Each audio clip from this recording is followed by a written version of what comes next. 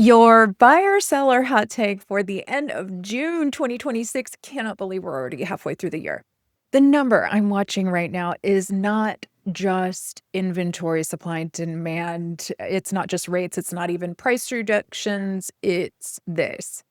It's how many successful contracts are including home inspections again. It's a good tell because a few months ago, if you were in the market, Northern Virginia, in Washington, D.C., a lot of buyers were just grateful to get a seat at the table. And in some micro markets, simply having the opportunity to submit an offer was the win. And writing an offer that still protected you with a home inspection, it was almost like you were asking for too much. But June's settled contract data is telling us something worth paying attention to. And a quick credit here to my friends over at Vesta Settlements who tracks these numbers for us, and it's very useful, and so I appreciate that from them. And they told us the first week of June, 66% of all the successful contracts they had passed through included a home inspection. The second week of June, that moved up to 71%, and the third week of June came back down to 57%. But just because it came down a little bit, that's still more than half of all successful contracts having a home inspection included. Now, do I think one of these 1 week of data tells a full story? No, absolutely not. But here's how I use this information with my buyers and sellers.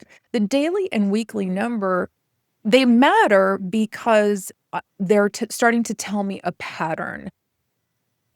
No panicking, no headlines, definitely not sweeping declarations like the market has shifted, because subtle shifts start to tell us a story. And what I'm looking for is the trend underneath of everything else. And these numbers suggest this to me. Buyers are getting a little more breathing room than they had earlier in 2026. Now, not everywhere, not dramatically, and not enough to get casual.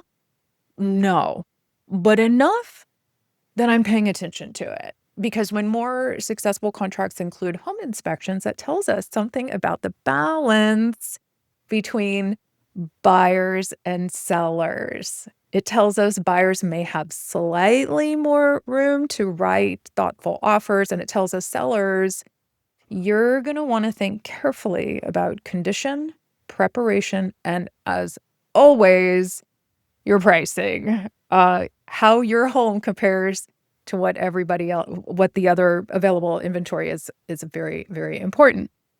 Because the days of assuming every listing will receive the same level of urgency from buyers, that may not apply equally across every neighborhood and every price point.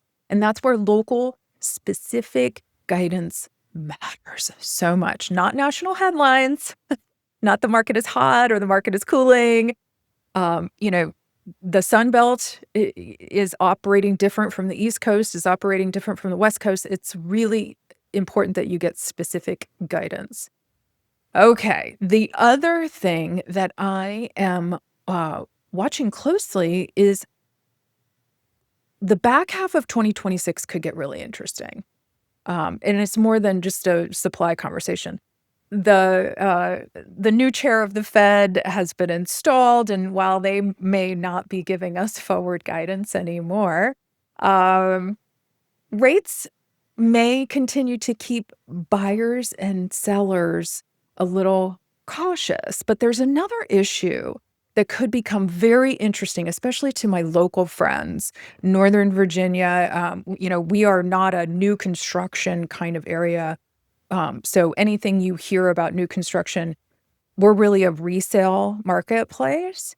And that is meaningful because there's conversations happening around capital gains. And if that conversation continues to gain momentum, as I think it will, it could matter a lot in a region like ours, because one of the major supply constraints we have is not it's not just that people don't want to move, it's that many would-be sellers feel financially locked in. They have a lower mortgage interest rate, they're locked into a tax position, and locked into a home that may not really fit them anymore. They may want to sell, but still feel that it's just too costly or complicated to put their home on the market and either move out of the area, downsize, or what have you. So if policy conversations begin to create even the possibility of an unlock there, I'm going to be watching that very, very carefully, because in Northern Virginia, even a modest supply unlocked could shift the options buyers have and the strategy sellers need. So again, that does not mean that I'm predicting some dramatic flood of homes. I am not. I am not. But I am saying the back half of 2026 could get very interesting. So the headline for me at the end of the June is this: the market has not flipped, but the texture of our market is absolutely changing. Buyers may be getting a little more breathing room. Sellers may need to be a little more precise, and everyone needs to pay less attention to the loudest national narrative and pay a lot more attention to the specific signals happening in your actual micro market, because the market is not just one machine, it's people making choices, and I'm here to help you make a good choice. Until next week, that was a mouthful for this week, but until next week, or 7 to 10 days usually, I start to see some signals that I always want to share with the viewers. So hope that helps. Talk to you soon.